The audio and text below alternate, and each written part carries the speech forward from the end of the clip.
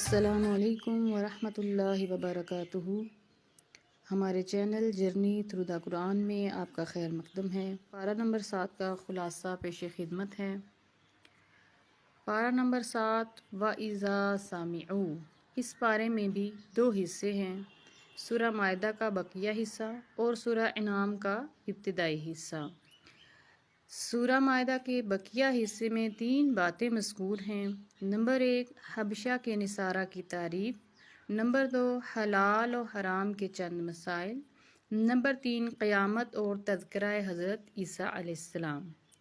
حبشہ کے نصارہ کی تعریف کی گئی کہ وَإِذَا سَمِعُوا، جب ان کے سامنے قرآن پاک پڑھا جاتا ہے اور وہ سنتے ہیں، وہ قرآن پاک کی تلاوت کو سنتے ہیں تو اسے سن کر ان کی آنکھیں آنسوں سے تر ہو جاتی ہیں اور وہ ایمان لے آتے ہیں۔ نمبر 2 حلال و حرام کے چند مسائل، کچھ پوائنٹس ہیں۔ نمبر 1 ہر چیز خود سے حلال یا حرام نہ بناؤ۔ نمبر 2 لغو قسم پر مواخذہ نہیں، البتہ پختہ قسم یمین اور غموس دونوں قسم کی قسم پر کفارہ ہے، یعنی 10 مسکینوں کو 2 وقت کا کھانا کھلانا، یا انہیں پہننے کے لیے کپڑے دینا، یا ایک غلام آزاد کرنا، اور ان تینوں کے نہ کر سکنے کی صورت میں 3 دن روزہ رکھنا۔ نمبر 3 شراب، جوا، بت اور پانسے حرام ہیں۔ نمبر 4 وصیت کے بارے میں یہ ہے کہ موت کی کیفیت اگر تمہیں محسوس ہونے لگے تو قابل وصیت چیزوں میں وصیت کر دیا کرو اور اس کے لیے 2 معتبر گواہ بنا لو۔ نمبر 5 حالت احرام میں محرم سمندری شکار کر سکتا ہے لیکن خشکی کا شکار نہیں کر سکتا۔ نمبر 6 حرم میں داخل ہونے والے کے لیے امن ہے۔ نمبر 7 4 قسم کے جانور مشرکین نے حرام کر رکھے تھے، بحیرہ، سائبہ، وسیلہ اور حام۔ نمبر 3 قیامت اور تذکرہ حضرت عیسیٰ علیہ السلام، قیامت کے دن حضرات انبیاء کرام علیہ السلام سے پوچھا جائے گا کہ جب تم نے ہمارا پیغام پہنچایا تو تمہیں تمہاری امتوں کی طرف سے کیا جواب دیا گیا؟ تو اسی سوال و جواب کے تناظر میں حضرت عیسیٰ علیہ السلام سے بھی مکالمہ ہوگا اور اللہ تعالیٰ اپنے احسانات گنوا کر مائدہ والا قصہ بھی گنوائیں گے۔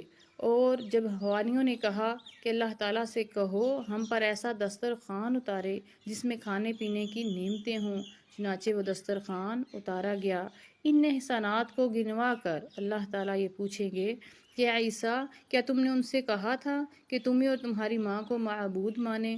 تو حضرت عیسیٰ علیہ السلام عرض کریں گے تو پاک ہے، میں نے تو ان سے تیری عبادت کا کہا تھا اور وہی کہا تھا جو تو نے کہا تھا، باقی تو ان پر نگہبان ہے، اگر تو انہیں معاف کر دے تو وہ تیرے بندے ہیں، تو بڑا غالب بڑی حکمت والا ہے۔ اس پارے کے دوسرے حصے میں سورۃ انعام کا جو ابتدائی حصہ شامل ہے اس میں 3 باتیں مذکور ہیں۔ نمبر 1 توحید، نمبر 2 رسالت اور نمبر 3 قیامت۔ اللہ تعالیٰ کی پوری کائنات میں بکھری ہوئی ہر نشانی سے اس کا پتہ چلتا ہے اور اس کی حمد و ثنا، عظمت اور کبریائی کا خوب واضح بیان کیا گیا۔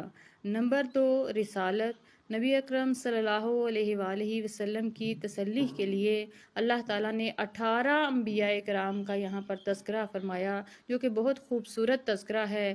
حضرت ابراہیم علیہ السلام کا بیان، حضرت اسحاق علیہ السلام، حضرت یعقوب علیہ السلام تو حضرت نوح علیہ السلام، حضرت داؤد علیہ السلام تو حضرت سلیمان علیہ السلام، حضرت ایوب علیہ السلام تو حضرت یوسف علیہ السلام، حضرت موسیٰ علیہ السلام، حضرت ہارون علیہ السلام تو حضرت زکریا علیہ السلام، حضرت یحییٰ علیہ السلام، حضرت عیسیٰ علیہ السلام، حضرت الیاس علیہ السلام، حضرت اسماعیل علیہ السلام، حضرت یاسع علیہ السلام، حضرت یونس علیہ السلام اور حضرت لوط علیہ السلام کا تذکرہ صرف قرآن پاک میں یہاں پر آپ کو اکٹھا ملتا ہے۔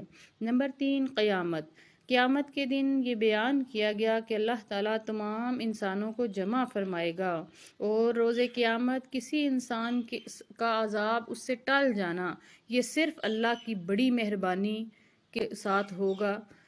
روز قیامت مشرکین سے مطالبہ کیا جائے گا کہ کہاں ہیں تمہارے شرکاء؟ اس روز جہنمی بھی یہ تمنا کریں گے کہ کاش انہیں دنیا میں لوٹا دیا جائے تاکہ وہ اللہ رب العزت کی ان آیات کو نہ جھٹلائیں اور ایمان والے بن جائیں۔ پھر یہ بتا دیا گیا کہ دنیا کی زندگی تو کھیل اور تماشا ہے، آخرت کی زندگی اس سے بدرجہ بہتر ہے۔ یہیں پہ پارہ نمبر 7 کا خلاصہ مکمل ہوا۔ انشاءاللہ پارہ نمبر 8 کے خلاصہ کے ساتھ ملاقات ہوگی۔ اپنا خیال رکھیے اور اپنے اس چینل کا بھی۔ والسلام علیکم ورحمۃ اللہ وبرکاتہ۔